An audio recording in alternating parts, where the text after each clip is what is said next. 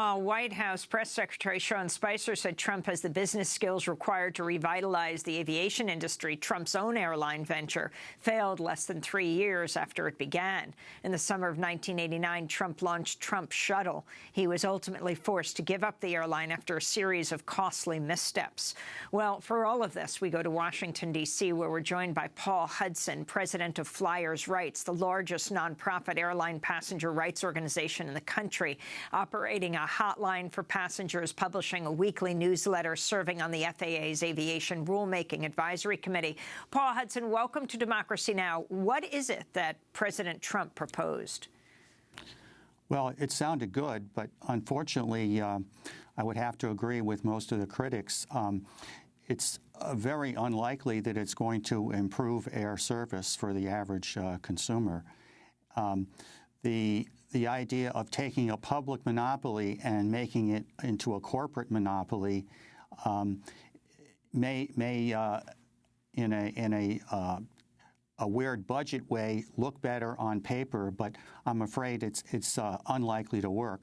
Furthermore, the main reason for this is to bring in what's called next gen, or to modernize air traffic control. Well, that's already about 3/4 done. The last report from the FAA said that they would be finished with it by 2020, and this proposal isn't supposed to phase in until at least 2020. It appears also that if this were to go forward, it would actually slow the process down. So I really don't understand it. There are many reasons for air traffic problems and for delays that people experience. But the operation of the air traffic control system is really a very minor one. He was really mocked for what he did on that day. I'm looking at a Time magazine article.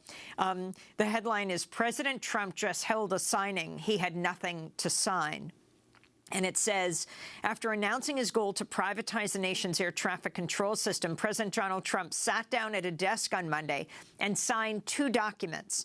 There was only one problem. He wasn't actually signing something that would have any tangible impact on what he had just proposed. Now, explain why it had no teeth. The White House aide told reporters Trump had signed a decision memo and letter transmitting legislative principles to Congress surrounding the privatization of air traffic control, which he had just spent the last few minutes advocating for. But in order for this goal to come to fruition, Time magazine writes, Congress would need to pass legislation implementing it. That's correct. And the House passed some legislation like this previously, and it died in the Senate. The Senate, on a bipartisan basis through the Senate Finance Committee, has criticized this proposal. And in the House Ways and Means Committee, it has bipartisan criticism.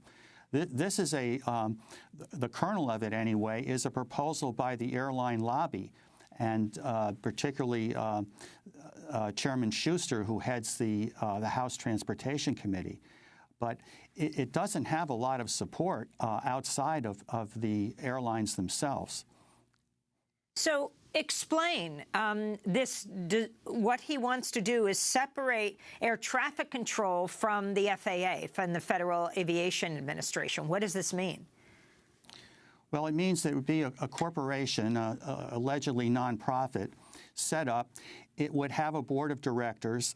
Initially, all 8 of them are to be selected by Secretary Chow. The 2 big airlines, the two of the seats would be reserved for the big airlines. The pilots union would get a seat. The union for air traffic controllers would get a seat. General aviation, airports each get a seat, and the DOT gets 2 seats. There is nothing in there for consumers, for passengers, for public interest people at all. And what we think will probably happen is happened in other situations. The fees will go up, and they will be lopped on the consumer.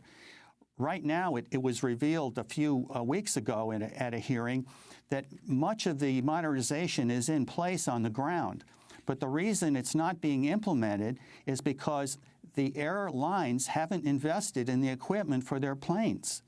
And apparently they're looking to pass that over to the consumer. So what about safety? You're talking about prices would go up, and then what about safety of the airlines? Well, the proposals call for the FAA to continue to be the safety regulator, but separate from that, we've seen now the industry is proposing over 500 repeals of existing aviation safety rules. In fact, there's a meeting tomorrow on it that I'm supposed to attend, and if all these were to go through, or even most of them, it could gut the whole safety regime that has made U.S. aviation the safest in the world.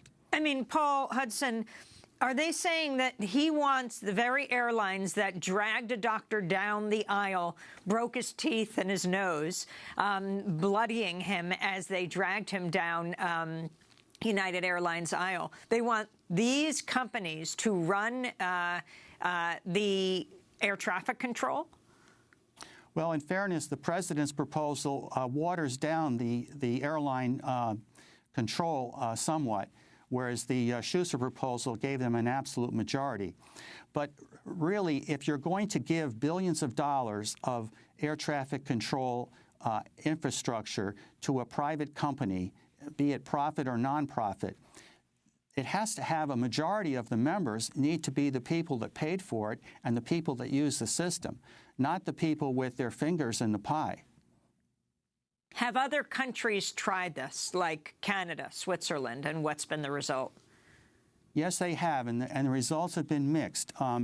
The British, their proposal involved the government owning about half of it and private investors half of it. It nearly went bankrupt after 9/11. And the Canadian system also needed a bailout at one point. The only thing that we can say that might be somewhat helpful here is you can have perhaps better planning for capital investments. But the Senate Finance Committee, the House Ways and Means Committee, and the Appropriations Committee, they could fix that problem in a month if they would settle down and actually do it. Can you talk about GPS versus radar? Yes. Well, radar, of course, keeps track of airplanes in the sky and then guides them to landings and to takeoffs and prevents, along with some other equipment, mid-air collisions. GPS is the heart of the new system, and it has some advantages, but it also has some weaknesses. For instance, satellites can be interrupted. There have been tests where these systems are interfering with military. If there were to be a hacking, as apparently is occurring in some of the airline computer systems, you could lose track of airplanes that way. So for at least the time being, you're going to need a backup of the radar system. And that's likely to, in the short term, make it more expensive, not less. And the question is, would they actually maintain that backup if it was going to cost more? And would that make flying more dangerous? Well, with this proposed corporation, there really are no controls. This is an absolute necessity for the country. However, there is no limits on what they can charge. There will be no limits on what the executive compensation could be.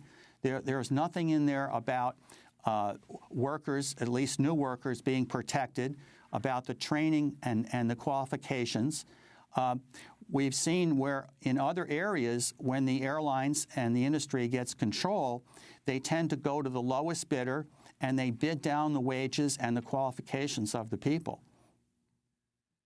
I wanted to ask you about Trump's own airline and what happened to it. Last year, Democracy Now! Visited a pop-up Trump museum housed on the 6th floor of an old printing cooperative right outside the Republican National Convention in Cleveland. The museum chronicled Donald Trump's various business failures throughout the years, including his short-lived airline venture, the Trump Shuttle. One of the mementos in the museum was a plastic card from Trump's now-defunct airlines. Museum curator Jessica Mackler explained what happened to the Trump Shuttle. Trump Shuttle was an airline that Trump bought and ran for a while until he was forced into bankruptcy, and he kind of lost it in that period. An interesting anecdote about that is that he tried to use marble in the bathrooms of Trump Shuttle until he found out that it would be too heavy for the plane to fly. Paul Hudson, can you fill us in some more? Well, Mr. Trump bought this from a bankrupt airline. I believe it was Pan Am that had a shuttle running between Boston, New York, and D.C. for years. He tried to luxuriate it. It didn't work out. But also another reason was there was a recession at the time, and other airlines were putting a lot of pressure on this Trump shuttle. Another factor with the proposal here on Monday is that it has no room for small airlines. And without more competition, we're going to see, we think, both rising prices, which we've already seen, and we're going to see a continuation of bad service. Our view is that we need both reasonable regulation and more competition. And we proposed a repeal of many of the anti-competition rules and statutes that have held that whole thing down. You know, one of President Reagan's first major acts in office was to break PATCO, the Air Traffic Controllers Union. Can you paint for us a trajectory from there to where we are today, and what kind of effect that ultimately had on safety, not to mention workers' rights?